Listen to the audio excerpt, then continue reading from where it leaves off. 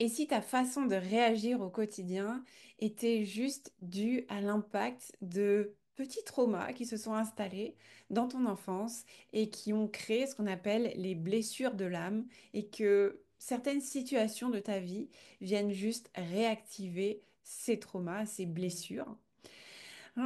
Et alors, comment est-ce qu'on vit avec ça? Comment est-ce qu'on se débarrasse de ça? Comment est-ce qu'on revient à plus de paix pour nous? Eh bien, c'est ce que je t'invite à découvrir aujourd'hui avec cet épisode de podcast dans lequel j'ai la joie d'accueillir Isabelle Luminet. Je suis très heureuse de te proposer cet épisode.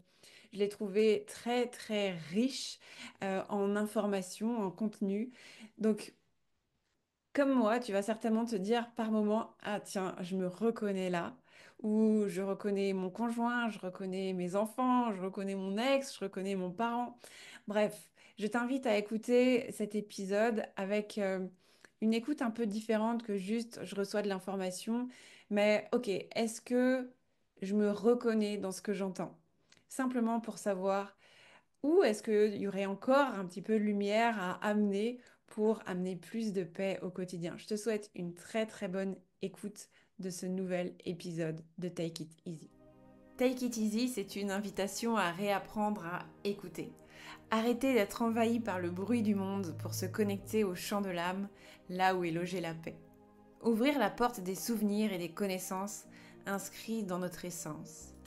Take It Easy, je l'ai créé comme un espace d'exploration dans lequel tu trouveras peut-être des résonances, des informations qui éveillent quelque chose en toi et qui te donnent envie d'aller explorer encore plus loin.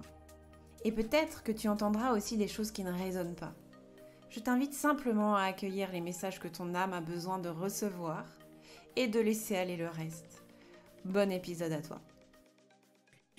Bienvenue à toi qui nous écoutes et bienvenue Isabelle. Aujourd'hui, on va parler des 5 blessures de l'âme et j'ai vraiment hâte d'aller explorer ça avec toi Isabelle parce Mhm. que je vais te faire un petit aveu.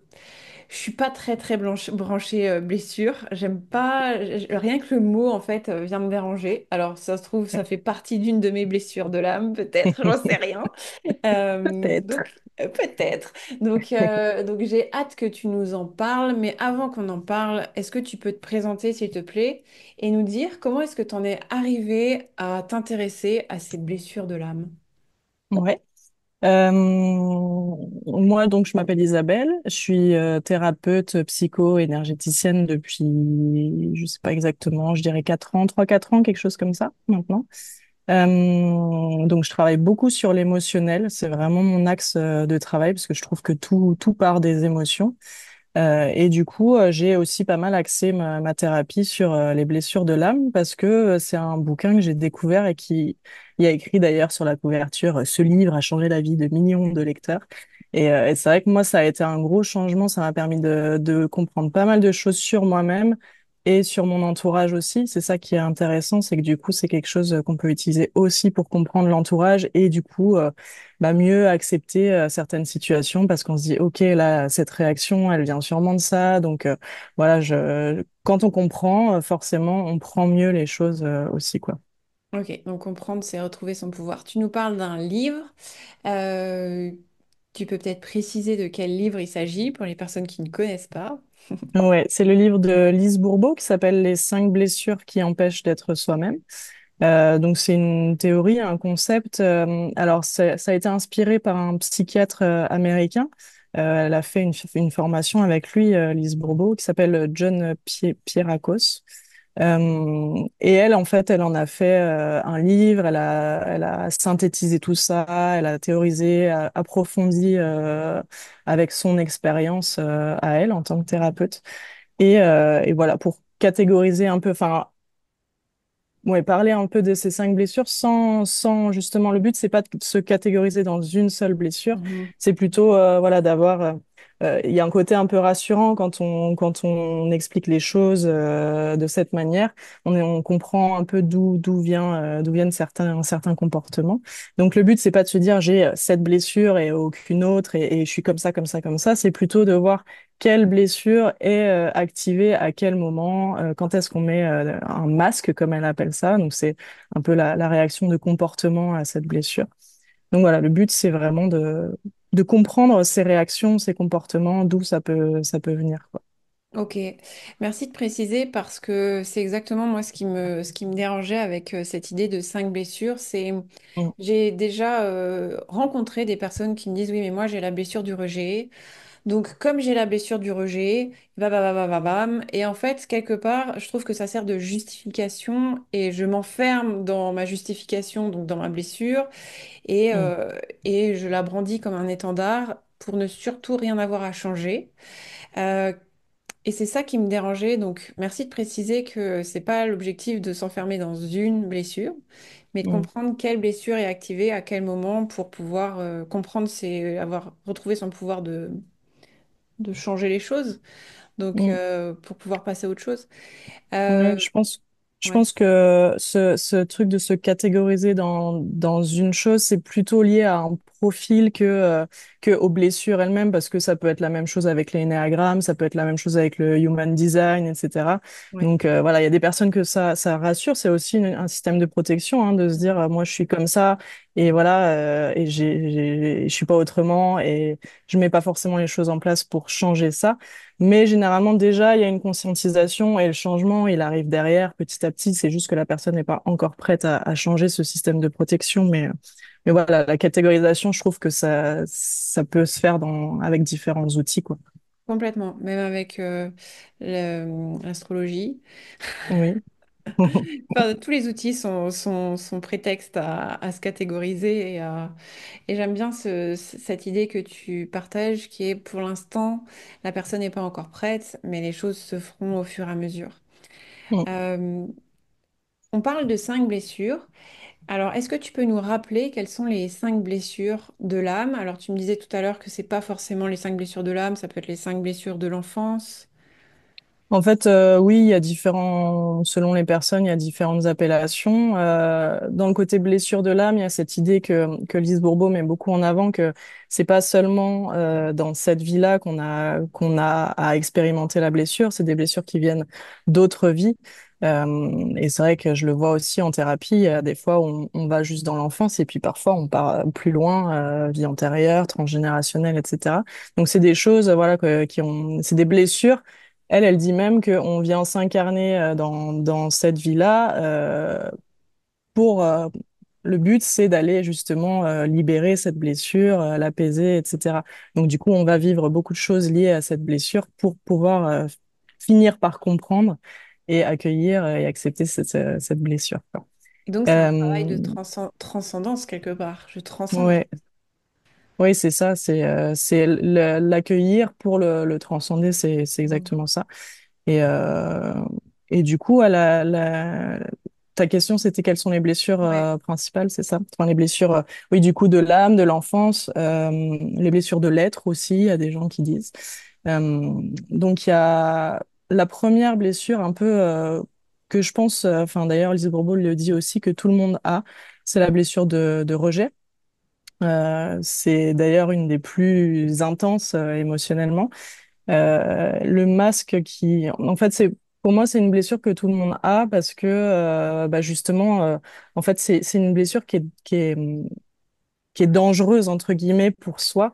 C'est-à-dire, si on est rejeté depuis la nuit des temps, même en tant que mammifère, animal, même en tant qu'homme, femme préhistorique, si tu es rejeté de ta communauté, tu meurs, en fait. Mm. Donc, il y a vraiment quelque chose de très profond dans cette blessure et qui nous concerne un peu tous, en fait. Même Lise Bourbeau, elle disait récemment qu'elle a constaté que finalement, c'est la peur du rejet qui se cache derrière toutes les autres blessures, en fait. Mm. Quand on a les autres blessures, c'est toujours derrière la peur profonde, c'est d'être rejeté par ses proches, par sa communauté, etc. Donc voilà, c'est la blessure principale et c'est d'ailleurs celle qui apparaît le plus tôt, entre 0 et 1 an, je crois. Euh, donc moi, c'est vrai que je le vois dans la thérapie aussi. Donc pour expliquer un peu, je fais de l'hypnose régressive pour aller chercher la source de la blessure. Et du coup, alors parfois on arrive sur vraiment le premier souvenir, un souvenir très ancien. Mm. Parfois on arrive un peu plus tard parce que c'est ce souvenir-là qui est plus traumatique et qui a plus besoin d'être traité.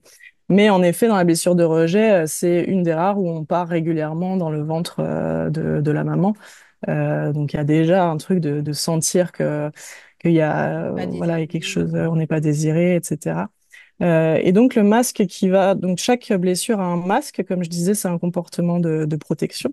Le masque du rejet, c'est la fuite, c'est le fuyant, il est appelé, celui qui a la Mhm. blessure de rejet.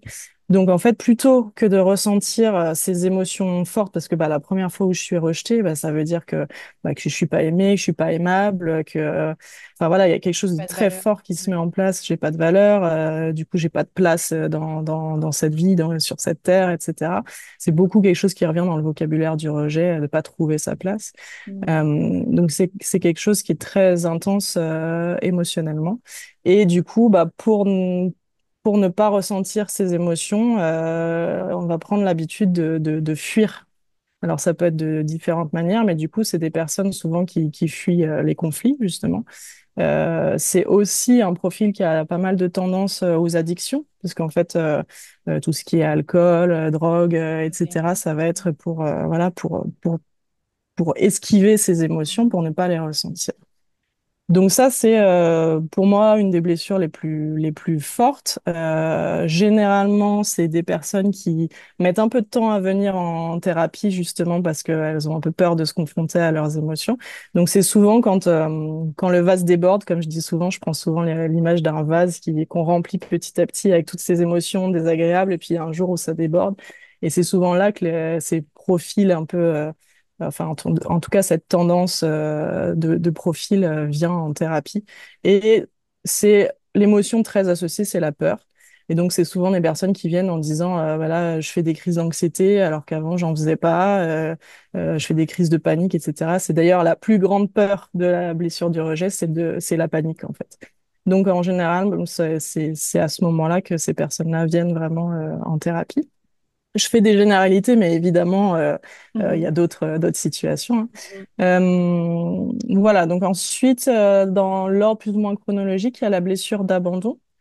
La blessure d'abandon, donc c'est entre 0 et 3 ans. Et, euh, et là, la peur profonde qui se met en place, c'est de se retrouver seul. En fait, c'est vraiment le parent qui s'absente. Alors, ça peut être physiquement ou psychologiquement, hein. Parfois, le parent, il est là, mais il n'est pas là au niveau soutien émotionnel.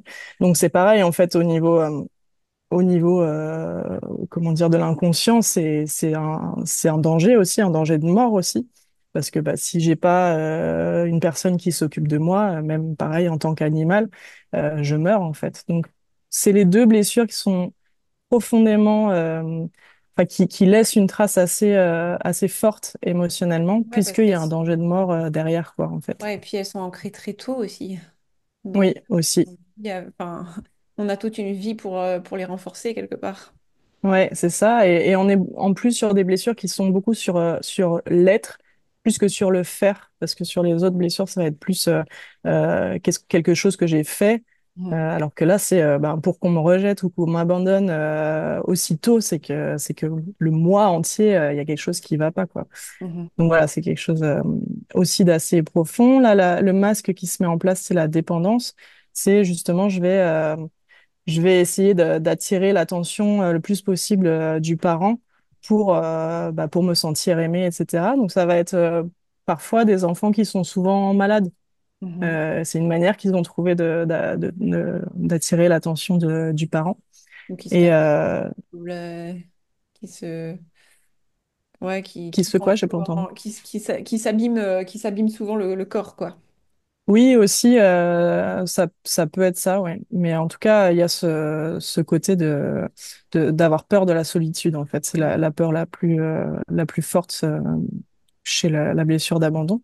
Donc, ça met en place de la dépendance, c'est-à-dire, en fait, je m'aime pas moi-même, j'ai besoin de quelqu'un d'autre pour m'aimer. Donc, ce qui fait voilà, que derrière les personnes qui ont une blessure d'abandon forte, en couple, quand il y a une séparation, on revient, en fait, c'est un peu des traumas qui n'ont pas été digérés. Et c'est comme si quand quelqu'un m'abandonne, je revis quand j'ai cru que mon parent m'abandonnait.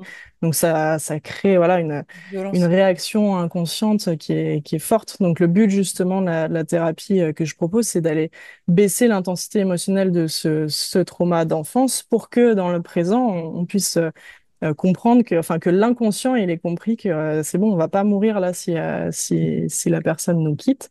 Parce que voilà, c'est ça le truc, c'est que parfois, moi je trouve que c'est le petit truc qui manque, alors tout le monde n'est pas d'accord avec ça, dans le côté, le livre de Lise Bourbeau, c'est que donc il y a beaucoup de gens qui lui demandaient mais du coup comment est-ce qu'on guérit les blessures et elle dit mais à la fin du livre j'écris en gros déjà de conscientiser, d'accepter, c'est comme ça qu'on guérit. Moi, dans mon vécu, quand tu conscientises quelque chose, ça n'empêche pas d'avoir les réactions de l'inconscient et du corps qui peuvent être très désagréables et très fortes. Donc, je me suis dit, OK, bah, on va chercher ce premier souvenir et on va travailler dessus comme un trauma, donc avec Mhm. de l'EMDR, avec le FT, avec l'hypnose, modifier le souvenir, etc. Comme ça, hop, on descend l'intensité émotionnelle de ce premier souvenir pour que dans le présent, il y ait moins cette réaction excessive, entre guillemets, quoi, en tout cas intense pour le corps. Donc là, on était sur l'abandon. Après, il y a aussi la blessure d'humiliation. Donc ça, c'est entre 1 et 3 ans, au moment en fait où le parent il s'occupe de nous, le côté en fait, c'est quand l'enfant se sent sale, sent qu'il fait honte à son parent, etc. Il y a un côté de se sentir. Ça peut être par différentes manières, mais se sentir sale, quoi, en tout cas, et de faire honte à ses propres parents. Alors, c'est une blessure, c'est vrai qu'on voit moins souvent, elle le dit, Lise Bourbeau, dans ses livres, et c'est vrai que moi, en thérapie, alors, il y a un peu un mélange souvent d'humiliation et de trahison. Il y a ce côté un peu de mettre les besoins des autres avant soi, enfin, avant les siens, ouais, moins s'occuper de soi que des autres. Euh, mais c'est vrai que c'est pas forcément une que je vois énormément en thérapie par rapport, tu vois, au rejet, à l'abandon. C'est une qu'on va voir quasiment tout le temps. Moi, je suggère aux gens d'aller voir au moins 2, voire 3 blessures, les 5 s'ils ont envie. Mais en tout cas, celles qui reviennent souvent, c'est quand même rejet, et abandon. Et donc, l'humiliation, le masque, c'est le masochiste. Donc, c'est ça, c'est vraiment, je vais faire passer le besoin des autres avant les miens à tel point que je m'oublie et jusqu'à me faire du mal, en fait, tellement je m'oublie, quoi. Wow. Et il y a toute cette notion de prendre du plaisir, c'est honteux en fait, quel que soit le plaisir.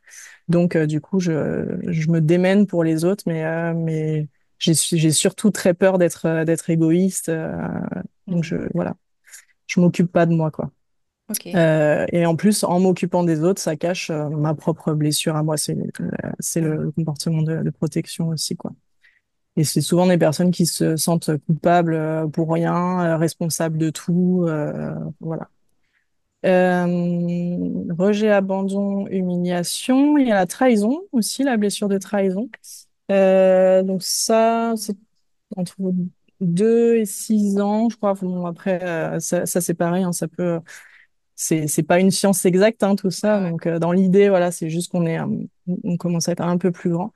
Alors, j'ai pas précisé, chaque blessure vient en théorie du parent, soit du sexe opposé, soit du même sexe que soi. Je vais le donner quand même, mais moi j'ai observé que c'est pas toujours vrai. Alors c'est rare que ce soit dans l'autre sens, mais ça arrive que ce soit pas. Par exemple, la trahison, ça vient normalement du parent du sexe opposé. mhm. Alors je reviens au début, le rejet, c'est censé venir du parent du même sexe. L'abandon du parent du sexe opposé. L'humiliation, c'est le parent qui s'est occupé, souvent c'est la mère, mais c'est le parent qui s'est occupé de l'enfant, changer les couches, Mhm. etc. La trahison, donc le sexe opposé, et l'injustice, c'est le parent du même sexe aussi, dans la théorie. Donc trahison, parent du sexe opposé dans la théorie, et souvent, c'est avec le parent. Enfin, justement, il y a une connexion très forte avec ce parent. Et en fait, il y a un moment, quelque chose que cette personne va faire où on va se sentir trahi, soit la personne s'occupe pas justement de nous comme on l'attendait, etc. Alors moi, je vois aussi quand même via la thérapie que je fais qu'il y a souvent un problème de sécurité. C'est en fait, je me sens pas en sécurité avec le parent avec lequel je suis censée me sentir en sécurité. Mhm. On arrive quand même assez régulièrement. Alors, parfois c'est le parent, parfois ça va être les proches, une figure où normalement je devrais me sentir en sécurité et en fait c'est pas le cas. Donc ça va être souvent de la violence physique, de la violence verbale, violence sexuelle, etc. Ça crée des blessures de trahison assez fortes. Et donc là, le masque, c'est le masque du contrôlant. C'est en fait la réaction, c'est il y a un moment où justement, je ne contrôlais pas et j'étais en danger, je me suis sentie en insécurité. Du coup, bah, je vais tout contrôler maintenant dans ma vie pour ne plus jamais vivre cette insécurité, quoi. Donc, c'est des personnes, voilà, qui sont souvent considérées comme des personnes très fortes, qui montrent très peu leurs faiblesses, etc. Ouais, qui gèrent tout le temps tout, quoi, que ce soit leur propre vie, mais même souvent celle des proches aussi. Euh, donc il y a ce besoin de montrer sa force, son courage, etc. Euh, voilà, c'est des personnes qui aussi physiquement prennent de la place. C'est pas forcément des personnes grosses, mais qui chez les hommes, voilà, il y a ce côté les épaules très carrées, larges. Chez les femmes, ça va être plus au niveau du bassin. C'est vrai que ça, j'ai pas précisé aussi. Chaque blessure a des Côté physique. spécificités physiques. Et ça, c'est vrai que ça aide pas mal pour justement quand tu apprends à connaître quelqu'un ou tes proches, tu as envie de comprendre mieux les réactions. Le physique peut t'aider à comprendre. Donc la trahison, c'est ça, c'est quelqu'un qui prend de la place. Lise Bourbeau, elle dit que de derrière, on se dit pas que la personne est grosse, mais après, peut-être devant, il peut y avoir un gros ventre ou quoi. En tout cas, il y a ce truc de prendre de la place. Mhm. Euh, Dans l'humiliation, c'est généralement ça, c'est des personnes qui sont plus grosses que la moyenne. Dans l'injustice, ça va être des personnes. Alors, je suis pas encore revenue vers l'injustice, je dirai après.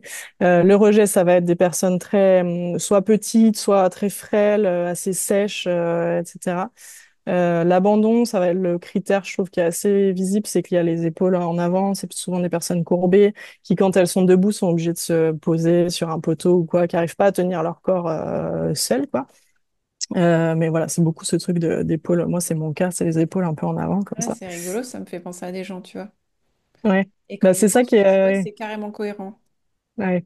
Mm, mm, C'est mm. ça qui est pratique, je trouve, avec ça. C'est le côté physique. Hop, tout de suite, tu Les peux capter des lectures. choses. Ouais. Et en effet, même parfois, en travaillant les blessures, on change corporellement aussi, hein. Il y a une base qui est là. Mais voilà, il y a des choses qui se modifient avec le temps quand il y a des blessures qui se travaillent. C'est ce Les que j'allais blessures, ça peut dire. se travailler via la thérapie, mais aussi par les événements de la vie. En fait, il y a des fois Mhm. où ça arrive tellement souvent qu'au bout d'un moment, on comprend quelque chose et c'est là que ça va Ça se libère. libérer aussi. Mhm. Bon, c'est mieux d'aller travailler ça avant en thérapie, c'est un peu moins confortable que quand on en arrive à avoir vécu 1000 fois une trahison, Mhm. etc. Mais en tout cas, voilà, ça peut aussi se libérer de cette manière. Et donc, on en arrive à l'injustice, où là, ça va être un peu plus entre 4 et 6 ans. De manière générale, les blessures, c'est entre 0 et 7 ans. Donc, c'est le moment où, en fait, on est dépendant du parent, en fait. Ouais. Et donc là, le masque, c'est rigide. Donc, c'est des personnes. Alors, souvent, ça cache aussi la blessure de rejet derrière. C'est des personnes qui se sont beaucoup coupées de leurs émotions aussi. C'est des personnes qui vont toujours dire, enfin, qui sont tout le temps en forme, qui vont toujours te dire, ouais, ça va super bien, il n'y a jamais de problème. Quand il y a des problèmes, la personne va relativiser toute seule Pas en de se disant, c'est bon, il y problème. a plus grave dans le monde, moi, j'ai pas de problème. Et voilà, en fait, ce qui souvent se passe dans l'enfance, c'est je me fais gronder pour quelque chose que je n'ai pas fait. Et donc, il y a un truc, un sentiment d'injustice qui se met en place. Enfin, en tout cas, moi, c'est l'observation que j'ai eue via la thérapie. Mhm. Il y a quelque chose, je vis quelque chose d'injuste. Et derrière, c'est souvent justement un rejet. Euh, il y a ce truc, je me fais gronder, donc rejeter. Mhm. Et c'est injuste parce qu'en fait, bah, je mérite pas ça, j'ai rien fait, ou enfin voilà, pour différentes raisons. Donc, c'est des personnes du coup qui vont être très perfectionnistes, qui pour justement ne plus jamais qu'on leur reproche quelque chose qu'elles Ah n'auraient ouais. pas fait. C'est bah non, là, je fais tout bien, comme ça, on ne peut plus rien me reprocher. Reprocher, ouais. Voilà. Donc voilà, c'est si j'agis parfaitement, je suis quelqu'un de bien, parce que bah, si j'ai été réprimandée à un moment alors que je pensais pas faire mal, quoi. Euh, et donc c'est des personnes qui sont souvent très actives, qui font plein de choses, qui sont surbookées, voilà. Et pareil, il y a un jour par contre, donc, elles sont très coupées de leurs émotions. Et il y a un jour, par contre, où bah, ça, le fait de justement d'être dans le déni des émotions pendant si longtemps, au bout d'un moment, ça déborde. Je prends toujours cette image du vase, parce que je Ouais. trouve clair quand on se met tous à un vase autour de soi, on accumule, on accumule, on accumule, et puis jusqu'à ce que ça déborde. Et le but de la thérapie, ça va être aller de vider un peu ce vase, soit complètement, soit un peu pour qu'on puisse accueillir mieux les émotions désagréables du présent, sans qu'elles s'accumulent avec celles du passé, en fait, quoi. Et comment est-ce que ça s'inscrit dans le corps? Tu parlais des caractéristiques physiques. Comment cette dernière blessure, enfin physiquement, ça donne quoi? L'injustice. Mhm. C'est des personnes souvent qui se tiennent très droites, avec un long cou, des traits assez marqués, tu vois, une mâchoire assez marquée. Il y a ce côté, voilà, droit, quoi, en fait. Tu te tiens droite. Enfin, oui, c'est ça, le côté un peu sec et droit, quoi. Et c'est des personnes, la pire peur qu'elles ont, c'est de paraître froides. Et d'ailleurs, c'est souvent des personnes qui paraissent froides, mais qui se rendent pas compte, elles réalisent pas qu'on les considère comme froides, en fait. Mais il y a, voilà, il y a ce côté un peu, tu vois, parfait qui fait et puis couper des émotions qui fait qu'on a l'impression que c'est des personnes froides. Souvent, au fond, ça l'est pas, mais c'est la première image qu'elles peuvent donner, quoi. Ok, super, merci, c'est très intéressant. Et dans le quotidien, à quel moment tu te dis, bon là, faudrait que j'aille voir Isabelle parce que ouais, il y a quelque chose qui cloche, il y a quelque chose qui est en train de me dire, travaille cette blessure, travaille cette blessure, travaille cette blessure. Ben justement, quand l'émotion devient trop forte à supporter, quand ben alors pour l'abandon, alors l'abandon c'est les personnes qu'on a le plus souvent en thérapie parce que justement c'est des personnes qui aiment bien qu'on s'occupe d'elles, Hmm. qui aiment bien être soignées, etc. Et qui sont généralement aussi très sensibles parce qu'il y a moins de carapace qui s'est mise en place. Donc là, ça va être des personnes souvent qui vivent une séparation ou un deuil. Et en fait, c'est trop intense. J'ai l'impression que je me relèverai jamais de ça. Bon, bah, je vais aller voir un peu d'où ça peut venir et baisser la charge émotionnelle de ce premier abandon. Premier ou pas, hein, comme je disais, ça peut, parfois on arrive à un souvenir plus à 7 10 ans, mais en fait, c'est que ce souvenir-là, finalement, il est plus intense, il est prioritaire à aller apaiser. Après, sur l'injustice, ça va être des personnes souvent un peu plus âgées, entre guillemets. Enfin, ça va être des personnes peut-être plus quarantenaires, cinquantenaires, parce que bah, faut le temps que le vase déborde. C'est des personnes qui, justement, se rendent compte à un moment qu'elles sont trop exigeantes avec elles-mêmes tout le temps, quoi, et que, en fait, souvent, c'est un truc de je suis fatiguée, je suis fatiguée de tout donner tout le temps, de faire comme si tout allait bien tout le temps. Il y a un moment où elles réalisent qu'en fait, c'est pas bon pour elles. Vraiment, ces masques qui sont là quand on est enfant pour se protéger. C'est un système de protection, voilà, qu'on trouve et qui nous sied pendant un moment jusqu'au jour où, en fait, ça fonctionne plus, quoi. Et donc, c'est là, en général, qu'on peut aller travailler ces blessures-là. Sur la trahison, c'est pareil, ça va être beaucoup des gens qui vont me dire, ah, j'en peux plus, je porte tout sur le dos, toute ma famille, tous mes proches, et c'est beaucoup des personnes qui te parlent de poids sur les épaules, etc., qui manquent beaucoup de lâcher prise, qui vont dire, mais j'arrive jamais à lâcher prise, donc c'est pareil, au bout d'un moment, ça explose un peu, quoi. Mhm. Parce que chaque blessure aussi a des émotions assez associées. L'abandon, ça va être la tristesse, parce que bah, il y a ce deuil de Ouais. voir quelqu'un partir. L'injustice, la trahison, c'est beaucoup la colère. Donc l'injustice, la colère, c'est assez cohérent. La trahison, il y a aussi pas mal la culpabilité. Bah, justement, j'aurais dû faire ça, j'aurais dû m'occuper de cette personne, j'aurais dû. L'humiliation, bah, c'est la honte, assez logique. Et le rejet, ça va être beaucoup la peur, comme je disais, c'est la peur, l'anxiété qui remonte beaucoup. Donc le rejet, ça va être ça, je te dis, des personnes qui font des crises de panique alors qu'elles en faisaient pas avant, des crises d'anxiété, etc. Donc là, elles vont venir me voir en me disant, bah là, Qu'est-ce qui se il y a quelque passe? chose Ouais, qu'est-ce qui se qui passe? va pas. Parce que, en fait, les gens qui viennent à toi, ils se disent pas j'ai telle et telle blessure. Ils se disent je vis ça et je suis submergée par ce que je suis en train de vivre. Et toi, tu vas identifier ce qui se Ouais, passe. exactement.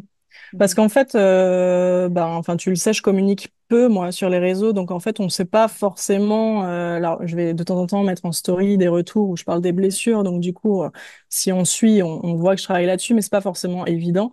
Donc, les personnes vont plus venir me voir parce que justement elles vont pas bien. Et après, moi justement, je les amène à essayer de voir quelle blessure peut être impactée. Enfin, souvent, je leur parle du bouquin. La plupart des personnes ne le connaissent pas forcément. Il y en a qui, de plus en plus, les personnes connaissent déjà le bouquin. Alors, c'est drôle parce qu'il y a souvent aussi une première lecture qui se fait pas jusqu'au bout, ou Ouais, moi, alors j'ai tenté et j'ai fait, pff, non. ouais, bah souvent c'est ça la première lecture, et puis la deuxième lecture, c'est là que tu te prends Ouais. tout dans la gueule et que tu dis ah ok ouais, et là tu vas vraiment au bout du livre. Mais vraiment quasi toutes les personnes, et moi y compris, il y a une première lecture où on fait genre ah non j'ai pas trop envie, Non, c'est même pas et la ça, c'est deuxième pourquoi elle écrit en violet, tu vois? Pourquoi c'est écrit en violet, quoi? en C'est... violet. Ouais, je sais pas ce quelle édition de livres de Lise Bourbeau. Ils sont tous écrits en une espèce de violet mauve, là. Ah ouais, ah non bah tu vois celui qu'on voit le plus souvent c'est celui-ci là, Ok, c'est et c'est écrit en noir, écrit en c'est normal. noir. Bon, bah écoute, c'est pas ce que j'avais dans les Ça mains. va te réconcilier avec Ouais, les c'est cinq blessures illisible, aussi. quoi. Tu te dis, mais non, mais faut pas faire ça, Oui, c'est bizarre. c'est n'importe quoi. C'est vrai que oui, c'est étrange. Mais à mon avis, c'est plus l'édition, du coup, Ouais, ça doit la être maison l'édition. d'édition. Ouais. Je suis allée voir les questions les plus posées de Google. Et donc, la première, c'est quelles sont les 5 blessures de l'âme. Donc, je trouve qu'on a bien, on en a bien parlé. La deuxième, c'est quelle est la pire blessure émotionnelle. Et je pense que tu l'as déjà évoqué avec cette première blessure. Est-ce que tu aurais quelque chose à ajouter là-dessus? Pour toi, la pire blessure? Ben, peut-être à ajouter, ouais, par rapport au rejet, enfin aux blessures en général, mais surtout rejet et abandon, rejet en premier, c'est vraiment ce côté traumatisme où en fait l'inconscient, tu vois, on peut vraiment rejoindre avec différentes théories, la théorie polyvagale, etc., qui explique à quel point le système nerveux il peut être dérégulé quand on vit quelque chose où on pense qu'on va mourir. Il y a des choses vraiment qui s'impriment dans l'amygdale, là, le cerveau, Mm, enfin une partie du cerveau émotionnel, et qui reste dans cette partie-là, qui est comme si elle se digérait pas, parce que nous, on a la capacité de faire passer vers le néocortex, donc lui, mhm, c'est la partie du cerveau qui est capable d'analyser, de prendre de la distance. Donc les humains font ça, les animaux, par exemple, le font pas. Et parfois, il y a des émotions qui restent bloquées enfin des informations qui restent bloquées dans l'amygdale quand c'est justement des traumas forts. Et moi, je pense quand même que blessure de rejet et abandon, c'est un trauma fort. Donc ça reste bloqué dans l'amygdale. Donc en fait, il y a vraiment cette réaction de danger, cette réaction animale qui se met en place quand on est rejeté ou abandonné tout le reste de sa vie. Donc voilà, c'est des réactions qui sont plus violentes que les autres souvent. Donc le but justement avec la thérapie, l'hypnose. C'est pour ça que je dis souvent aussi aux gens d'aller voir différents thérapeutes parce que chacun a son outil et sa clé à apporter. Les psys, c'est super, il y a le côté où tu exprimes les choses, tu conscientises les choses, mais c'est vrai que c'est bien aussi d'avoir un outil. Alors il y a des psys de plus en plus qui ont des outils qui travaillent sur l'inconscient directement, EMDR, hypnose, etc. Et ça, c'est important parce que tu peux conscientiser des choses, comme on disait au début. Oui, j'ai compris que j'avais la blessure d'abandon, mais enfin, ça continue quand même à être intense quand je vis de l'abandon. Alors, avec l'hypnose, le MDR, là, moi, dans le protocole que j'ai mis en place, il y a aussi le fait de modifier le souvenir. Ça s'appelle mhm. Matrix Reimprinting. En fait, tu modifies le souvenir parce que dans l'inconscient, il sait plus trop quel est le vrai souvenir. Enfin, en fait, Ouais, on peut modifier les souvenirs, quoi. ouais. Parce que de toute façon, les souvenirs sont Peut- jamais sont toujours exactement comme... modifiés. Ouais. Ouais, c'est ça. Et donc, du coup, voilà, le MDR, C'est comment? intéressant ce que tu dis, c'est qu'on peut modifier un souvenir et c'est vrai qu'un souvenir est par définition modifié parce que Ouais, il y a l'événement et auquel on a apporté nos émotions, notre jugement tout simplement. Donc de toute façon, ouais, un souvenir n'est pas fidèle à l'événement et on le remarque quand on parle à plusieurs de la même chose. On part d'un même souvenir, on a tous une autre expérience de ce soi-disant ce même souvenir. On a tous un ouais, c'est ça. souvenir, quoi. Donc C'est ouais, ça, c'est jamais égal à j'allais dire la réalité objective, si tant est qu'il y ait une réalité non, c'est objective. ça. Mais en Ouais. tout cas, oui, il y a ses propres filtres, ses propres croyances, ses Mhm. propres projections. C'est ce que dit beaucoup Lise Bourbeau aussi, c'est que tout vient de l'intérieur, en fait. Mhm. Parce que un même événement, toi, tu vas le vivre comme du rejet, quelqu'un va le vivre comme une trahison, alors que c'est exactement la même chose, mais c'est comment toi, tu Mhm. le vis, quoi. Et donc, bref, tout ça pour dire que, par exemple, le MDR, il y a... Alors, ils sont pas encore hyper sûrs de comment ça fonctionne. C'est quand même pas vieux comme technique. Ils analysent un peu tout ça. Mais il y a une explication qui a été donnée, même si c'est pas encore complètement prouvé, mais je trouve qu'elle est assez claire. C'est que, justement, ces mouvements oculaires, ils vont faire passer ces informations de l'amygdale vers le néocortex. Ok. Et du coup, ok, je peux me sentir plus en sécurité, me dire, OK, là, je suis abandonnée, mais je vais pas mourir, quoi. Il y a vraiment un truc de prendre conscience, de mettre de la distance par rapport à ça, quoi. Passionnant. Ok, donc c'est intéressant parce qu'on vient de répondre à la question suivante qui est comment guérir des 5 blessures. Donc, Oui. Alors, voilà, tout le monde n'est pas d'accord avec ça. Il y en a, enfin, la plupart, en tout cas, Lise Bourbeau, il y a ce côté juste accepter, conscientiser, comprendre, ça va suffire. J'observe, oui, là, je me sens abandonnée, c'est mon ego qui parle. Voilà. Et elle dit que petit à petit, à force d'avoir conscientisé les choses, ça va se réduire en termes d'intensité émotionnelle. Moi, j'aime bien quand c'est rapide, efficace, et je trouve ouais. que le fait de... Parce que vraiment, le temps que quelque chose passe du mental au corps, ça peut prendre des années. C'est pour ça d'ailleurs que il y a plein de personnes, surtout un peu avant, où justement les psys n'avaient pas forcément le MDR et l'hypnose, qui allaient voir des psys pendant 10 ans, parce que bah, faut le temps que ça passe du mental au corps. Il y a plein de processus à faire avant pour ça. Mhm. Alors que là, bon, bah, on va direct dans l'inconscient, donc dans le corps, et au moins, les émotions, elles sont vachement moins désagréables à vivre, quoi. Et qu'est-ce que tu as pu observer comme résultat concret et surprenant parmi tes clients, toi? Il y a plein de choses. Alors moi, j'ai un peu j'allais dire ce problème, je sais pas si c'est un problème, mais j'ai tendance à oublier mes Ouais. séances, parce que Non, c'est sinon, ça bien. fait beaucoup d'informations à stocker. Puis au moins, quand je recroise des personnes, Mhm. tout le côté thérapeutique, il est mis de côté. Mais je me souviens surtout de retours, quand on me fait des retours écrits, etc., de personnes qui disent, mais... Enfin, parce que souvent, ce qui arrive, enfin, régulièrement, on travaille une blessure, en fait, la vie va nous remettre face à cette blessure et on va se dire, ah ouais, putain, je le vis vachement moins intensément. Donc ça va être ça, des personnes qui travaillent la blessure d'abandon et qui vont me dire, ouais, là, j'ai vécu une séparation, je l'ai vachement mieux vécu que d'habitude. Le rejet, ça peut être ça, ça peut être, ben, j'arrive mieux à dire les choses que souvent dans le rejet, il y a ce truc de si j'exprime mes émotions, c'est là que je vais être rejetée. Parce que bah, quand on est enfant, enfin bébé, il y a ce truc de pleurer pour exprimer quelque émotion que ce soit. Et si le parent bah, réagit mal à ça, entre guillemets, enfin rejette, du coup, on va installer cette croyance que si j'exprime mes émotions, je suis rejetée.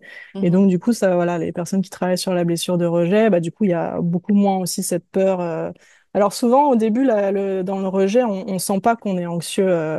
Il y a des personnes qui ont la blessure de rejet, c'est évident, et tu leur dis tu as de l'anxiété, ils vont dire non, mais parce que ça fait tellement partie d'eux qu'ils ils se rendent même plus compte qu'il y a de l'anxiété. Et en fait, quand ils travaillent, ils se disent ah ouais, ok, en fait, oui, j'étais dans l'anxiété assez souvent.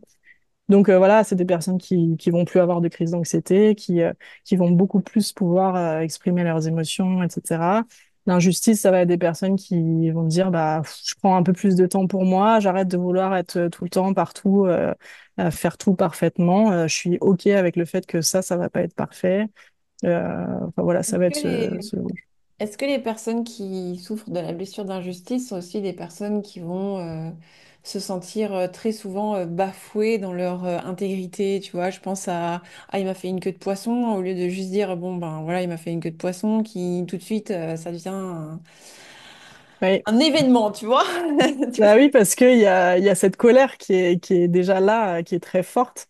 Et du coup, bah, pour tout le monde, quand quelqu'un nous fait une queue de poisson, ça nous met en colère, parce que bah, justement, il y a ce truc de ne pas comprendre, d'injustice, Mhm. etc.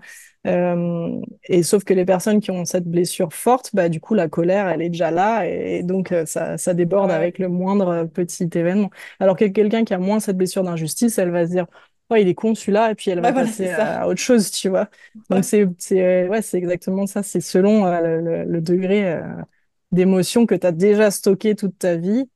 Bah, il y a un moment où les petites choses, elles passent plus, quoi. Ouais, en fait, c'est intéressant, c'est que quelque part, ta blessure va jouer sur ta capacité d'accueil, ou non. Ouais, oui.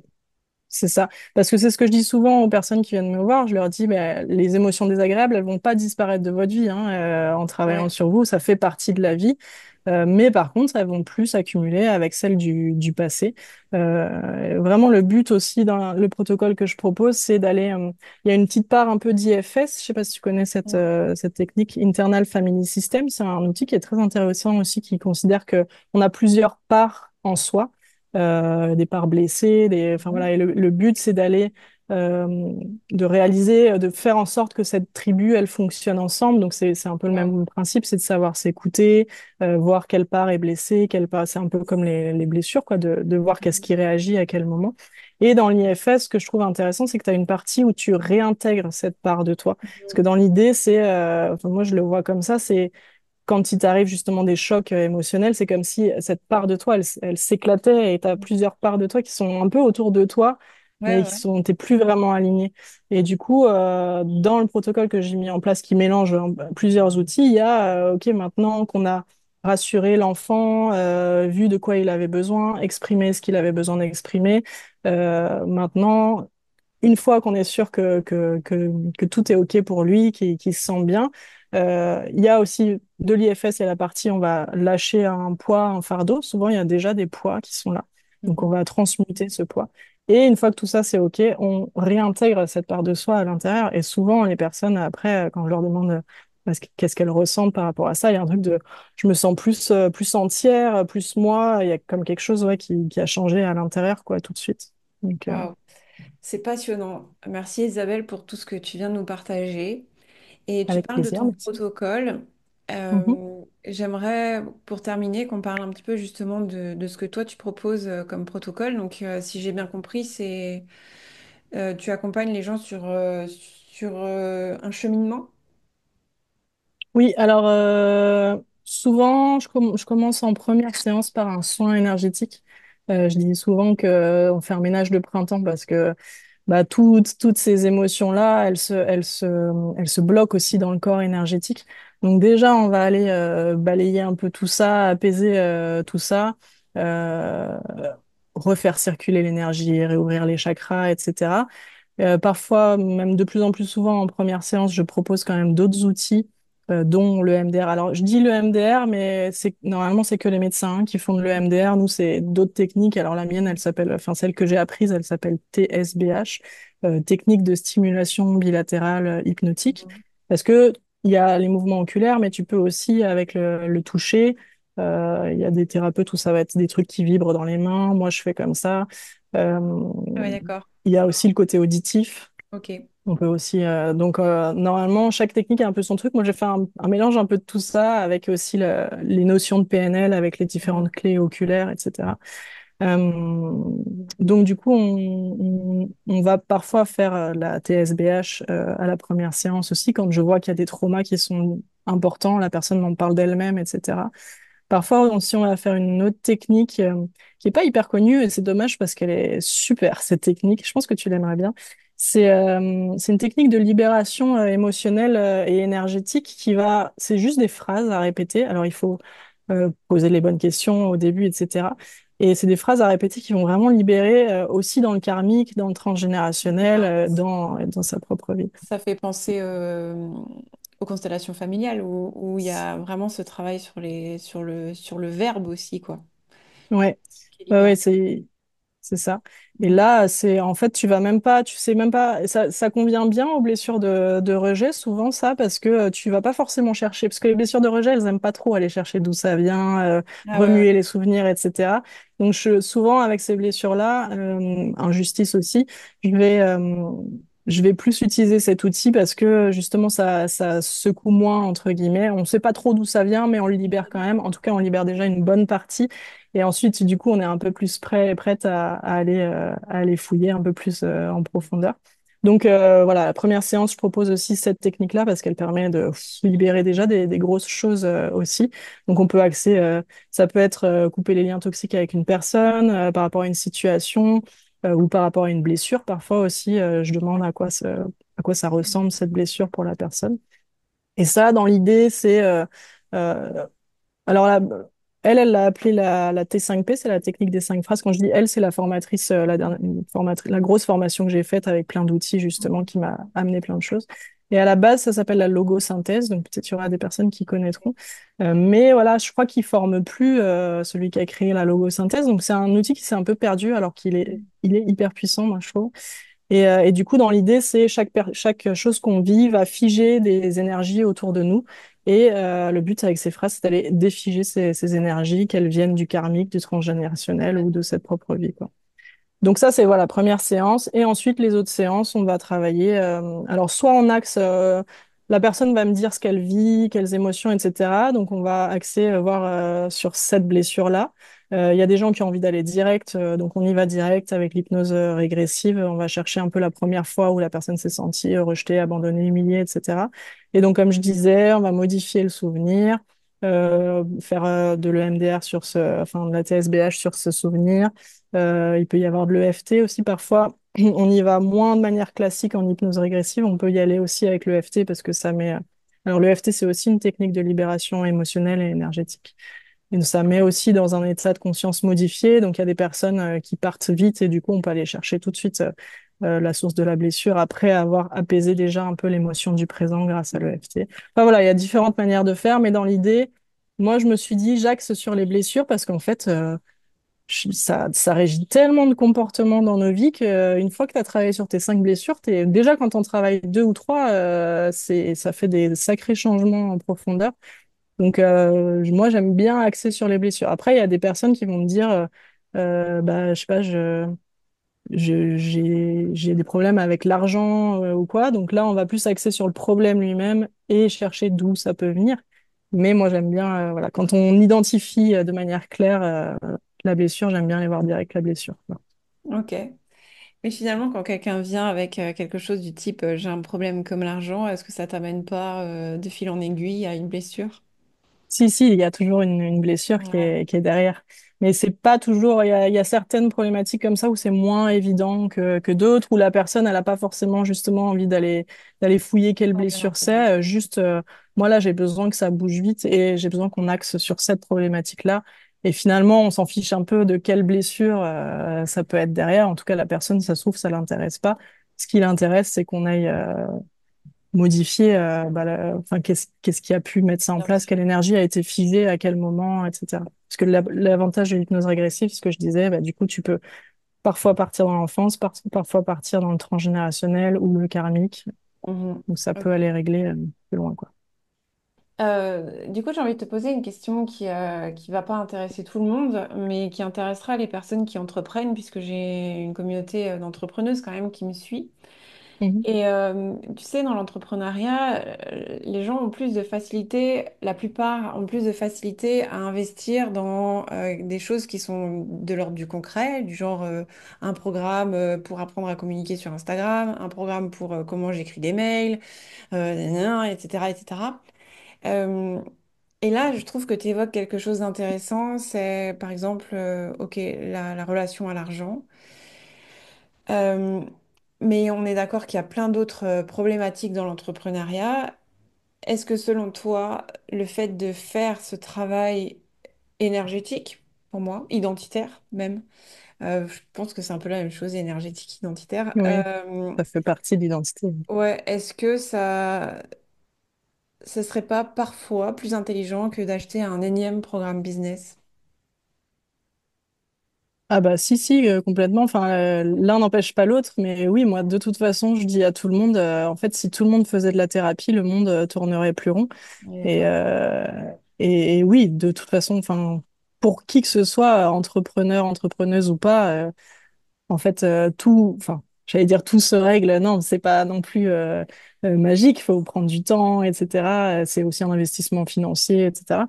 Mais oui, la plupart du temps, si tu as fait plusieurs formations business et que tu vois qu'il y a quelque chose qui bloque, bah, c'est qu'il y a quelque chose à aller travailler plus à l'intérieur de toi, quoi. Il y a quelque chose qui bloque justement, comme tu disais, dans Un l'identité, autre niveau, ouais. dans l'énergétique. C'est ça. Donc oui, complètement. Enfin, pour moi, la question se pose même pas, mais parce que moi, je suis une férue de la thérapie et je dis tout le temps à tout le monde, mais fais de la thérapie, tout va s'arranger. Tu prêches Mais pour j'ai ta conscience paroisse. que, ouais, ouais, mais même avant que ce soit ma paroisse, enfin, moi, je suis devenue thérapeute parce que ça me passionnait. J'ai commencé à aller voir des thérapeutes et je me suis dit, waouh, mais en fait, ça t'ouvre un monde. En plus, souvent, il y a aussi, voilà, avec le développement personnel, il y a aussi une spiritualité qui peut arriver. Mhm. Ça t'ouvre un monde, c'est hyper apaisant. Et oui, si tout le monde faisait ça, c'est clair que il y aurait beaucoup moins de tension, de colère. Enfin, tout serait quand même un peu plus fluide, quoi. Donc déjà, avant même d'être thérapeute, je disais aux gens, mais parce que, enfin, oui, moi, j'adore. Comme j'ai la blessure d'abandon assez forte. Enfin, j'avais. Maintenant, ça va beaucoup mieux, mais en tout cas, ça. Parce que c'est ce que j'allais dire, la blessure, elle continue à faire partie de toi, hein. C'est un peu comme une cicatrice que tu gardes. C'est juste que c'est moins intense les réactions. Mais du coup, bah, moi, j'aime bien aller voir des thérapeutes. Comme je te disais, la blessure d'abandon, on aime bien qu'on s'occupe On de a nous. besoin Donc, ouais. donc c'est ça. Moi, j'ai été voir plein de thérapeutes différents avec plein d'outils différents et je me suis dit, c'est génial. Et au bout d'un moment, je me suis dit, mais en fait, j'ai envie de faire ça, moi aussi, quoi. Ouais, c'est Donc, intéressant. oui, j'encourage tout le monde à aller faire la Moi, je thérapie sais, du travail sur soi. je me suis jamais intéressée aux blessures, à mes blessures. Mais tu vois, moi, c'est intéressant parce que c'est plutôt, euh, c'est quand je vais me former à quelque chose qui m'intéresse, c'est là que je travaille sur moi. Mm. Tu vois, c'est vraiment Oui. plutôt par la formation Mm. que je vais travailler, mais de moi-même, aller me dire, tiens, je vais plonger dans mes blessures. Mm. Euh, Ça m'intéresse pas du tout. Donc, Ouais. à quelle blessure ça C'est une correspond, des ça? injustice et rejet derrière. Hmm. C'est de la fuite, justement, d'aller travailler trop en profondeur. Et c'est plutôt, bah, l'injustice, c'est, ouais, je vais faire des nouvelles formations, je vais me former, etc. Et puis, en fait, en effet, enfin, pour moi, c'est une des meilleures thérapies quand on se forme en thérapie, hein, parce que sur plusieurs jours, tu fais plusieurs séances comme on s'entraîne les uns Ouais, les unes sur complètement. les autres. Hyper En intense. fait, tu fais, je sais pas Mhm. combien de séances par jour. Donc, souvent, ça travaille en profondeur. Donc, Ouais, enfin, pour moi, c'est OK. Si tu fais des formations régulièrement, c'est comme si tu faisais de la thérapie, hein, ouais, finalement. complètement. Eh ben, un grand merci. Je voulais te remercier aussi parce que tu as abordé le fait que de travailler sur soi, ça venait pacifier quelque chose en nous. Et c'est vraiment ce que je veux apporter avec ce podcast. C'est, OK, comment est-ce que j'amène de la paix dans mon quotidien, amener de la paix en moi finalement, parce que c'est comme ça qu'on apporte de la paix dans son quotidien. Donc, je voulais te remercier Mm. d'avoir abordé ça. Isabelle, Merci à où est-ce toi. qu'on te trouve? On te trouve, j'imagine, sur Instagram. Est-ce que on peut te trouver ailleurs? Principalement Instagram, j'ai une page Facebook aussi, mais ça passe beaucoup par Instagram, mes demandes, Ok, ou par WhatsApp. Enfin, en fait, sur Google, on me trouve assez facilement. ok. Isabelle Luminet, donc Je voilà, soit mettrai... WhatsApp, soit Instagram. Ok, super. Je mettrai tout ça sous l'audio, sous la vidéo pour YouTube.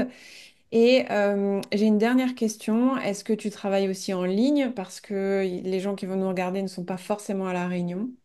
Ouais, je travaille en ligne aussi. D'ailleurs, la grosse formation que j'ai faite avec tous ces outils en plus, j'ai été formée en visio. Donc, Ok, le FT, on peut le faire en miroir, la TSBH en visio, les soins énergétiques, pour ceux qui y croient, ceux et celles qui y croient, ça fonctionne à distance aussi. bien sûr. Enfin, c'est tous des outils qui peuvent se faire en visio. Donc, ouais, je fais Ok, aussi ça régulièrement. ok. Eh ben, un grand merci à toi. À toi Merci qui à nous toi. écoutes, eh bien, merci d'avoir suivi cet épisode jusqu'au bout. J'espère que tu en ressors avec l'envie accrue de pacifier ta vie et donc de travailler sur ces fameuses blessures. En tout cas, moi, tu as éveillé ma curiosité, donc merci. Cool. Isabelle, je te laisse le mot de la fin et à toi qui nous écoutes, je te dis à très vite. Bah, merci à toi pour ton invitation, Léa. Et puis avec plaisir de répondre aux questions des personnes qui écouteront, parce que comme je disais, moi, c'est ma passion. Donc, s'il y a besoin avant d'échanger là-dessus par message, c'est avec plaisir que je répondrai aux questions. Waouh, top. Un grand merci pour ça. À très vite. Merci à toi, à bientôt. À bientôt.